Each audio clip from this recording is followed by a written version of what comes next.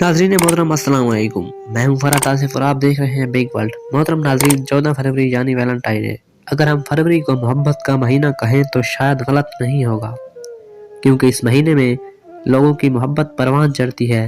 कुछ मोहब्बत के अफसाने बहुत मुश्किल होते हैं तो कुछ बहुत आसान। इश्क की बात हो और इश्क में मर मिटने वाले लैला और मजनू का जिक्र ना हो, ऐसा नामुमकिन है। मोहतरम नाजरीन, हम सब ने लैला और मजनू के बारे में सुना है, लेकिन क्या आपको पता है कि उन दोनों की शादी क्यों ना हो सकी? मोहतरम नाजरीन, लैला मजनू की कहानी 7वीं सदी की है। इस वक्त अरब के सहराओं में अमीरों का राज था। उन्हीं में से एक घर में इमराउल कैस पैदा हुए। कैस की पैदा होने की खुशी में जश्न मनाया गया। इस जश्न में एक नजूमी भी आया था। उसने कैस को देखने के बाद ये पेशगोई की कि ये बच्चा बड़ा होकर इश्क के चक्कर में पड़ने वाला है। नजूमी ने पेशगोई की कि आने वाले वक्त में कैस मोहब्बत में दीवाना होकर दर बदर भटकेगा।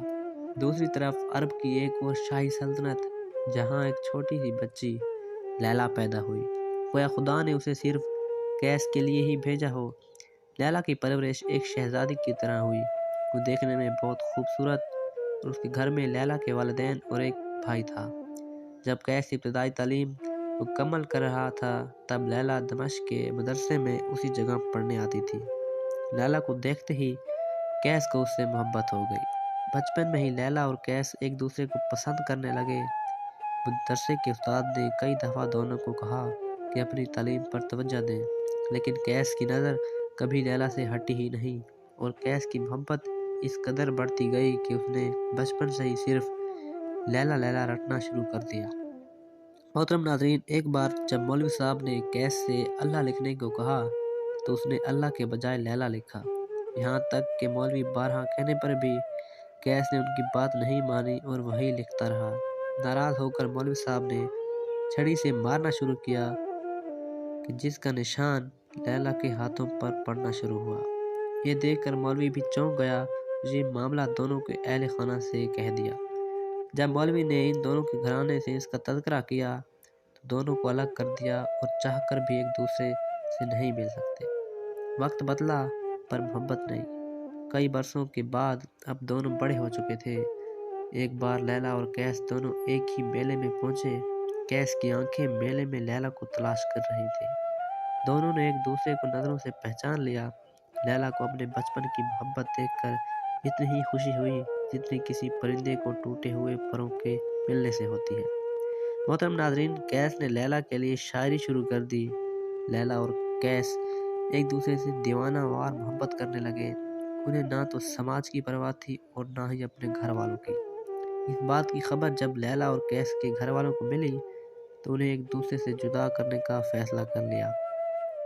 लैला के घर वालों को कैस बिल्कुल भी पसंद नहीं था। उन्होंने लैला की शादी कहीं और करने का फैसला किया और लैला को घर में कैद कर दिया। नाज़रीन मोहतरम, जब कैस को इस बारे में पता चला तो वो लैला की मोहब्बत में सरगदा लैला लैला पुकारता दीवाना वार हर तरफ फिरने लगा। इसके बाद उसकी हालत और ख़राब होती चली गई। कैस जहाँ कहीं भी जाता लोग उसे मजनू मजनू कहकर पुकारते और पागल पागल कहना शुरू कर देते। लैला और कैस के तमाम कोशिशों के बावजूद लैला के घर वालों ने उसकी शादी बख्त नामी किसी शख्स से कर दी। लैला की शादी भले ही बख्त से हो गई, लेकिन उसका दिल अभी भी कैस के पास ही था। लैला ने अपने शोहर को शोहर मानने से इनकार कर दिया और साफ तौर पर कह दिया कि वो मजनू से मोहब्बत करती है। ये सुनकर बख्त गुस्से से तलमलाने लगा और लैला पर जुल्म सितम करने लगा। नाज़रीन मोहतरम, इतने जुल्म और सितम के बाद भी लैला के दिल से मजनू की मोहब्बत कम न हुई। लैला की ऐसी हालत देखकर बख्त भी हैरत में था कि कोई किसी से इतनी मोहब्बत कैसे कर सकता है। उसने लैला से कहा कि वो उसे तलाक दे देगा। लैला ने उससे दरख्वास्त की कि सिर्फ एक दफ़ा वो मजनू से मिलना चाहती है। बख्त लैला को अपने साथ लेकर मजनू की तलाश में निकल पड़ा। जब मजनू को लैला की हालत के बारे में पता चला तो वो भी गर्म सहराओं में चलते हुए लैला की तलाश में निकल पड़ा। जब लोग सहरा में मजनू को पत्थर मारते तो निशान लैला के जिस्म पर पड़ रहा था। आखिर में लैला को मजनू सहरा में जख्मी हालत में मिला। बख्त ने मजनू से कहा कि तुम्हारे पास ऐसा क्या है جو میرے پاس نہیں۔